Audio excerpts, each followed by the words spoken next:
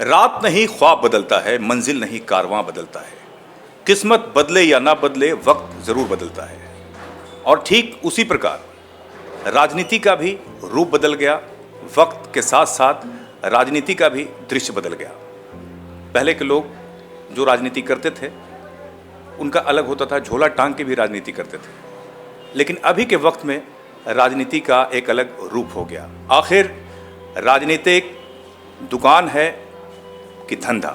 इस पर बात करने के लिए हमारे साथ मौजूद हैं रितेश कुमार उर्फ चुन्नू शर्मा जी, और साथ में हमारे सहयोगी फर्स्ट बिहार और TV9 के पत्रकार अजीत कुमार जी हमारे बीच मौजूद हैं।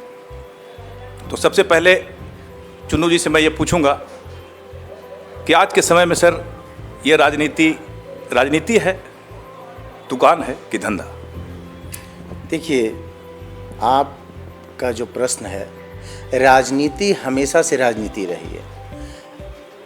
ये अलग बात है कि आज के ज़माना में कुछ लोग, खास करके आम जनता में भी इस तरह की धारणा बनती है, खास करके राजनीति करने वाले लोगों के प्रति, कि ये अपने फ़ायदे के लिए राजनीति का, आए दिन इसकी बात सुनते रहते हैं। लेकिन मेरा मानना है कि हो सकता है कि इस तरह का चर्चा पूर्व में भी होता होगा, उस समय के जो लोग रहते होंगे वो, हालांकि ये बात बिल्कुल सत्य है कि पहले के जो राजनीतिज्ञ थे उसमें 100% मतलब प्योरिटी था। ऐसा सुनते थे, काफ़ी आदर्श, कुर्ता धोती या कुर्ता पैजामा, चप्पल हो या ना हो, उनका एक मकसद होता था कि जिस लक्ष्य को, जो उस विचार को वो लेकर चल रहे हैं उसको ज़्यादा से ज़्यादा लोगों तक पहुंचाना, और कैसे फिर सत्ता के कुर्सी पर उसी विचारधारा के सहारे सत्ता के कुर्सी पर अपनाते थे।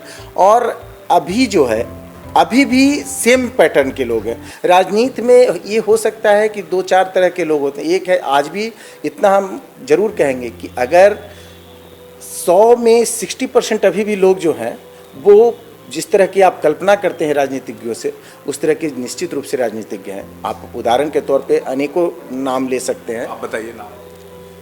देखिए, अगर हम अभी नाम लेंगे तो आपको ये लग सकता है कि ये किसी खास पार्टी से और किसी खास व्यक्ति विशेष के होगा, लेकिन हम एक चीज़ बता देते हैं। आप हमारे नेता आदरणीय श्री जीतन राम मांझी जी को लेकर उनका भी देख सकते हैं विचारधारा, किस तरह से संघर्ष करके छोटे से स्तर से आज इतनी ऊंचे मुकाम पर पहुंचे हैं। आप खुद नीतीश कुमार जी को भी ले सकते हैं। नीतीश कुमार जी का आज भी, खास करके जो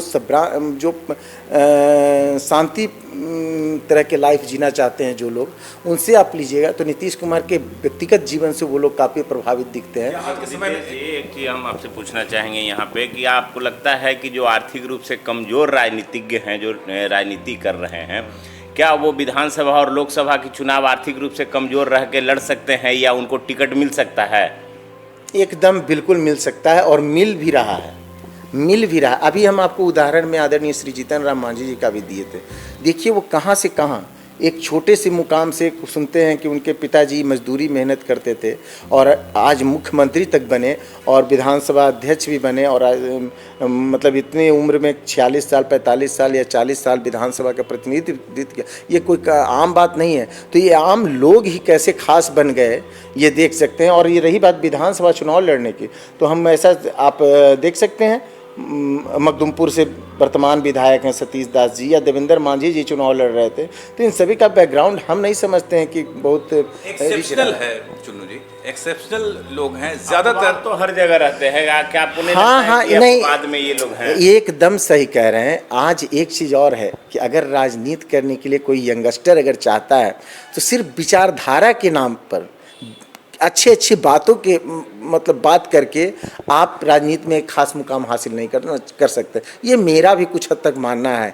हमको लगता है कि राजनीति में धन और बल पहले की अपेक्षा ज़्यादा हावी है। आप किस तरह की सोच रखते हैं राजनीति के मामले में? हमारा अगर निजी रूप से आप कहेंगे तो हम आज भी विचार के ही नाम पर एक अच्छा, जो भी जनहित में जो विचार हो उसको लेकर चाहें, जनता के लोगों भी जो निचले स्तर पे लोग हों उनकी अच्छे भविष्य के लिए हम लोग कुछ काम करें। तो मेरा मानना है कि अगर अंतिम पैदान पर बैठा हुआ व्यक्ति इस देश का अगर आगे आता है तो इससे निश्चित रूप से जो हमारे देश के प्रधानमंत्री हों या मुख्यमंत्री हों या कोई भी नेता जो परिकल्पना करता है कि हमारा देश भी वर्ल्ड में अग्रणी देशों की सूची में, अग्रणी देश की सूची में तो हैं अव्वल, जो अमेरिका और चाइना से हम लोग कंपैरिजन करते हैं तो हम समझते हैं कि जैसे ही नीचे वाला ऊपर आएगा तो या इसका मतलब कि हमारा देश काफ़ी तरक्की कर गया। यही तो हमारे देश का असली लक्ष्य मकसद है। चुन्नू जी, या जो आज के राजनीतिज्ञ हैं और जो आज के वोटर हैं, मतदाता हैं, मतदाता आज के जो हैं वो राजनीतिक करने वाले लोगों से काफ़ी उम्मीदें पाले रखते हैं और उन उम्मीदों को पूरा करने के लिए राजनीतिज्ञ जो कर रहे हैं या जो नेता हैं उनको आर्थिक रूप से मजबूत होना या उनकी इच्छाओं को पूर्ति करने के लिए आर्थिक रूप या बैकग्राउंड से मजबूत होना जरूरी पड़ता है, नहीं तो वो फिर उनके उम्मीदों पे खरा नहीं उतर पाते। ये कितने हद तक सच्चाई है? देखिए, इस बात से हम पूरी तरह वाकिफ़ तो नहीं है, मतलब ये नहीं हम कह सकते हैं कि पैसे का ही इस्तेमाल कर जनता की इच्छाओं को पूरा किया जा सकता है। अगर आप मेहनत करेंगे, आज भी कई एक उदाहरण है कि जिसने जनता के पटल पे मेहनत किया है, संघर्ष किया है, जनता की आवाज़ को मजबूत करने का काम किया है, तो वो एक निश्चित विधानसभा के प्रतिनिधि के रूप में, लोकसभा के प्रतिनिधि के रूप में या फिर वार्ड पार्षद के रूप में अपने आप को आगे किया है और उसको सफलता भी मिला है। और अब ये होता है कि जनता का उम्मीद काफ़ी ज़्यादा, खास करके हम जैसे जिस तरह के वार्ड पार्षद की राजनीति करते हैं, चेयरमैन की राजनीति करते हैं, तो यहाँ पे जनता का उम्मीद काफ़ी बढ़ जाता है। आप देखेंगे कि वो विधानसभा में विधायक को वोट कर देंगे, लोकसभा में सांसद महोदय को वोट कर देंगे, विधान परिषद में भी शायद वोट कर देंगे। उनसे उनको वोटिंग करने के बाद बहुत ज़्यादा उम्मीद नहीं रहती है। लेकिन हम जैसे छोटे स्तर के का इनसे एक एक व्यक्ति, एक एक वोटर जो होते हैं वो चाहते हैं कि मेरा, उनका बहुत ज़्यादा उम्मीद होता है। कभी कभी ऐसा होता है कि हम अपनी ही बात कर रहे हैं कि हम काफ़ी भारी दबाव सा महसूस करते हैं। मतलब कभी होता है कि हम उनका कई इच्छा जो है उसको पूरा कर चुके होते हैं, 2, 1, 2, 3, मान लिया चौथा में कहीं पे हम नहीं करने लायक हैं या नहीं कुछ कर पाते हैं, तो वो सीधे एकदम ऐसा लगता है कि अरे यार तुम तो ने किया नहीं, अब तो मैं तुम्हारे साथ नहीं हूँ। तो उस समय ऐसा लगता है कि अरे मैं तो सही काम कर रहा था। एक चीज़ और है, ये छोटे राजनीतिज्ञों की बात करें, इनको कितनी चुनौती का सामना करना पड़ता है हम महसूस कर रहे हैं, जबकि हमें फ्रैंकली आपको बता रहे हैं हम बहुत ज़्यादा दबाव में काम नहीं करते हैं। मेरा वार्ड पार्षद के रूप में जो भी काम कार्यकाल है या उप मुख्य पार्षद के रूप में कार्यकाल रहा है, तो ये कभी हम दबाव में ज़्यादा काम नहीं करते हैं, लेकिन फिर भी दबाव मानना पड़ता है, सहना पड़ता है अपने वोटरों का। और वोटर कभी कभी आपसे चाहते हैं, उम्मीद रखते हैं कि ये लीक से हट के भी, जिसके लिए सरकार का गाइडलाइन नहीं है, उससे अलग हट कर भी हमको सहयोग करें। जैसा कि आपने बताया कि ये इत्तेफाक है, आप इसको इत्तेफाक मानते हैं। अभी हाल ही में जेडीयू के राष्ट्रीय अध्यक्ष बने हैं ललन सिंह, उन जब आए पटना एयरपोर्ट से, दिल्ली से जब आए पटना एयरपोर्ट पे और जेडीयू कार्यालय गए, तो आपने देखा होगा या सुना होगा कि ऐसा स्वागत समारोह आज तक न जेडीयू के कभी जॉर्ज फर्नांडिस जी का हुआ, न मुख्यमंत्री नीतीश कुमार का हुआ। ललन बाबू के स्वागत समारोह में करीब हमारे हिसाब से शायद 4000 से 5000 गाड़ियां पटना में गई थी। तो यह आपको लगता है कि जो छोटे राजनीतिक करता है, जो आर्थिक रूप से कमज़ोर हैं, वो कैसे बड़े नेता का स्वागत करेंगे जब वो खुद कमज़ोर हैं? तो आपका प्रश्न बिल्कुल सही है। ये जो आपने कहा कि आदरणीय ललन बाबू का जो पटना में स्वागत हुआ, उसके बारे में हम भी सुने और ये काफ़ी भव्य था और चर्चा का विषय भी था पूरे बिहार में, हम कह सकते हैं। और आदरणीय जॉर्ज फर्नांडिस जी की आपने बात कही। देखिए, पहले हम कह रहे थे कि किस तरह की राजनीति पूर्व में हुआ करता था, तो जॉर्ज फर्नांडिस जी का हम सुनते थे कि कुर्ता मोड़ कर वो सर के नीचे अंतिम समय तक सोते थे, फिर उठे और कुर्ता पहन लिए। मतलब काफ़ी एक जो उसको कहते हैं आदर्श लाइफ उन्होंने जिया राजनीतिज्ञ के रूप में भी, जबकि उनका हैसियत जो है, आप संसदीय जीवन कार्यकाल में भी देखें तो उनका सभी लोग, चाहे विपक्ष के नेता आदरणीय सोनिया जी हों या फिर प्रधानमंत्री पूर्व उस समय के अटल बिहारी वाजपेयी जी हों, सारे लोग उनका अदब और मुद्दे पर क्या कहेंगे जो अभी सवाल था? हमारा जो ललन बाबू के बारे में बात कर रहे थे, तो देखिए, ये ललन बाबू का अगर आप राजनीतिक जब कैरियर देखेंगे तो उन्होंने जदयू के लिए, न समता पार्टी के लिए, खास करके अपने नेता, उनके नेता जो हैं नीतीश कुमार जी, हमारे मुख्यमंत्री जी हैं, तो उनके लिए वो शुरू से ही अपने जीवन के शुरुआती काल से ही काफ़ी समर्पित रहे हैं। बीच में तो काफी स्थिति गड़बड़ाई भी थी। देखिए ऐसा हुआ है एक बार का स्थिति जो हम न तो ललन बाबू हमको पहचानते हैं, न हम ललन बाबू को पहचानते हैं। आपसे पहले हम क्लियर कर देते हैं। आप राजनीतिक करते हैं, आपका भी बैकग्राउंड राजनीतिक है, जैसा कि बिहार में जो चर्चाएं हैं, बीच में तो स्थिति ललन बाबू और नीतीश बाबू की बहुत गड़बड़ और अलग अलग चुनाव भी लड़े थे उस समय, जब दोबारा बहुत भारी जनादेश मिला था हमारे मुख्यमंत्री जी को। उस समय ललन बाबू जो थे अलग राह पर थे, तो अलग अलग स्टेटमेंट देते थे इस बात से। लेकिन फिर भी आपको ये मानना होगा कि उनका राजनीतिक जो कार्यकाल रहा, मतलब अगर 90% उनके कार्यकाल का अगर आप देखिएगा तो नीतीश कुमार जी के लिए समर्पित रहे, और 5-7% कह सकते हैं कि विपक्ष में, लेकिन नीतीश कुमार जी ही धुरी रहे। तो सवाल तो यही है चुन्नू जी कि आखिर ये क्या है? राजनीति है, धंधा है, क्या है, दुकान है, क्या इस तरह का क्यों होता है? राजनीति सिर्फ राजनीति है। राजनीति का मकसद आज के डेट में जो भी है, या पहले भी सत्ता पे काबिज होना है। किस तरह का सुख मिलता है, इस पर आप भी प्रकाश डालिए। देखिए अब ये तो इसके लिए आप देखेंगे कि रिश्ते नाते सब खत्म हो जाते हैं, सब कुछ आप देख रहे हैं, बहुत जगह आपको देखने को मिला होगा, क्योंकि आप खुद राजनीति से जुड़े हुए हैं। देखिए ये जो आप कह रहे हैं, इसका बेहतर उत्तर तो हमारे मुख्यमंत्री दे सकते हैं, ललन बाबू दे सकते हैं। लेकिन ये होता क्या है कि जो करीबी लोग जो दूर चले जाते हैं, उसका ये खास कारण होता है कि जब आप सत्ता में नहीं होते हैं तो आपके लिए जो काम कर रहे होते हैं लोग, हम समझते हैं कि आपको सत्ता में पहुँचाने में उन लोगों का बहुत बड़ा रोल होता है, और वो उस समय इतने समर्पित होते हैं कि वो उस समय आपसे कोई भी उम्मीद नहीं लेकर चलते हैं। एक बताइए चुन्नू बाबू, आखिर क्या वजह है कि कोई भी जनप्रतिनिधि जो विधानसभा पहुंचते हैं या लोकसभा पहुंचते हैं, तो उनका इनकम का सोर्स ऑफ इनकम जो है वो अचानक से 10 गुना बढ़ जाता है? आखिर क्या वजह है? देखिए ये कहीं ना कहीं तो धंधा है। देखिए इस बात का पूरी तरह से हम पुष्टि नहीं कर सकते हैं कि किसी भी विधायक या सांसद बनने या विधायक बनने के बाद 10 गुना या 5 गुना बढ़ जाता है। तो बहुत सारा मामला प्रकाश में आया है। लेकिन एक चीज़ आ रहा है, देखिए विधायक और सांसद बनने के बाद उनका अपॉर्चुनिटी, उनका काफ़ी लोगों से काफ़ी बड़े बड़े सेक्टर में जान पहचान होती है। तो वहाँ पे जब बड़े बड़े सेक्टर में जाते हैं तो अपॉर्चुनिटी क्रिएट होता है। तो जब अपॉर्चुनिटी क्रिएट होगा तो हो सकता है किसी अपॉर्चुनिटी पे नहीं, एक उसको हम लालच सिर्फ नहीं कर सकते। ये हम देखिए 10 गुना बढ़ जाए, 5 गुना मैं चुनो संबंध होना लोगों से, बड़े बड़े कॉर्पोरेट घराने के यहाँ आना जाना, वो अलग मुद्दा है।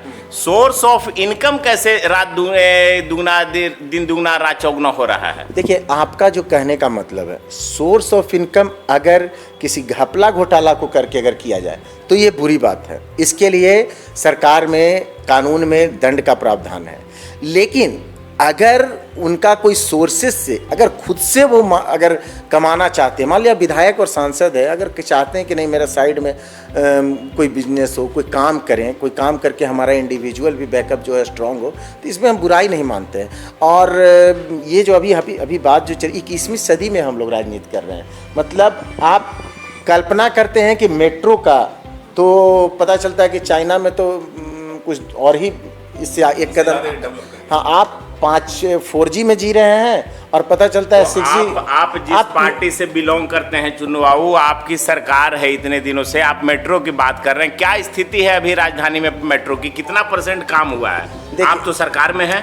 हमारा ये नहीं कहने का, हमारा बात थोड़ा पूरा कंप्लीट नहीं हुआ।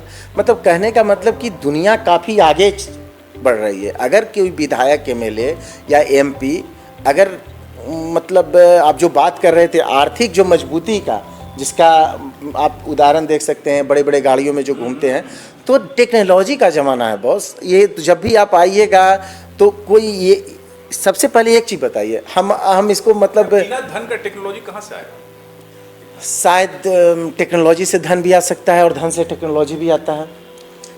आप देखे होंगे कि जब बड़े किसी भी पार्टी का, मैंने किसी एक पार्टी की मैं चर्चा नहीं कर रहा हूँ, किसी भी पार्टी का जब बड़ी बड़ी रैलियाँ होती हैं, तो जो जिला स्तर पे या प्रखंड स्तर पे जो नेता होते हैं वो सैकड़ों गाड़ियां लेकर जाते हैं, हजारों कार्यकर्ता को लेकर जाते हैं। तो जो खुद कमज़ोर हैं वो सैकड़ों गाड़ियां और हजारों कार्यकर्ता को पटना के गांधी मैदान में या पटना के अन्य जगहों के मैदानों में वो अपने बड़े नेताओं के चहेते कैसे बनेंगे? पैदल तो वो ले जा नहीं सकते हैं। आज की राजनीतिक में वो ट्रेन से अपने कार्यकर्ता को तो ले जा नहीं सकते हैं। उनके लिए उनको 100 गाड़ियां, हजारों कार्यकर्ता है, खाना पीना, रहना सहना व्यवस्था सब चाहिए। तो ये कहीं ना कहीं सत्य जरूर है कि जो आज के राजनीतिकर्ता हैं उनको आर्थिक रूप से या बैकग्राउंड से उनको मजबूत होना निश्चित है।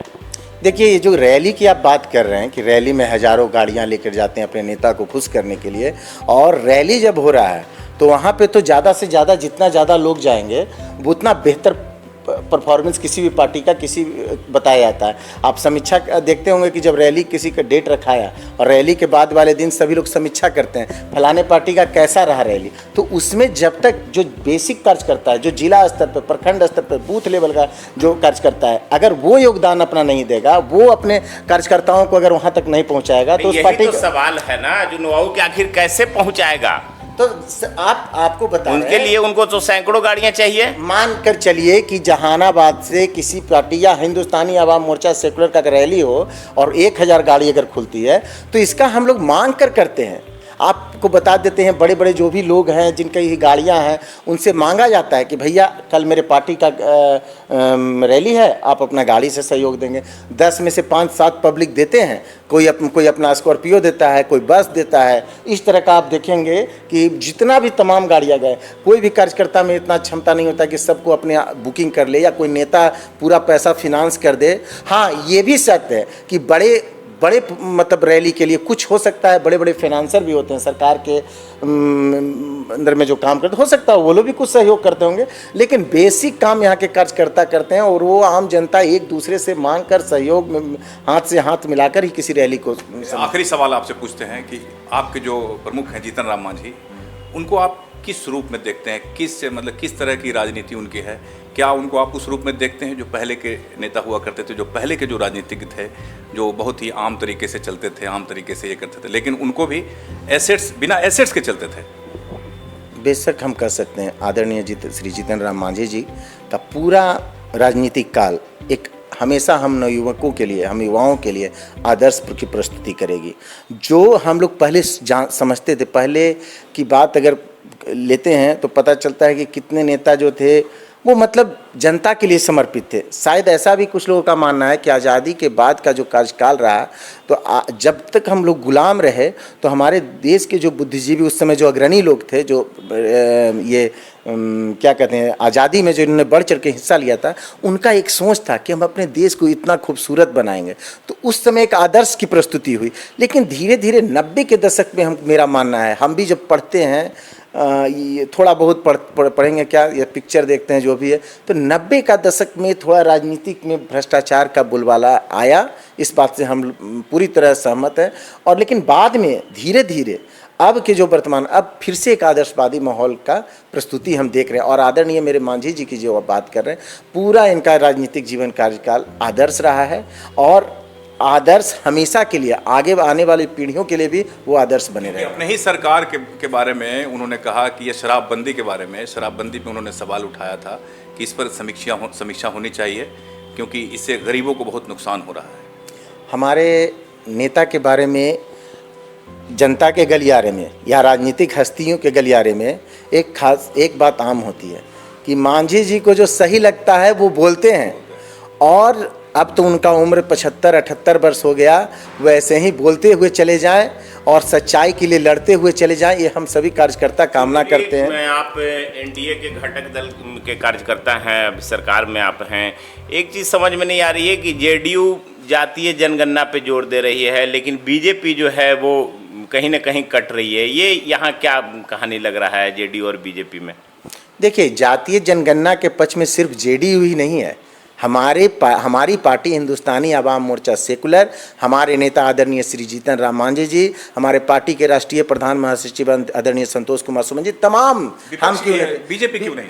बीजेपी का ये बीजेपी का सोच हो सकता है, उनको क्या पता नहीं क्या इससे नुकसान होता दिखता है, ये उनके थिंक टैंक जो है वो विचार करें।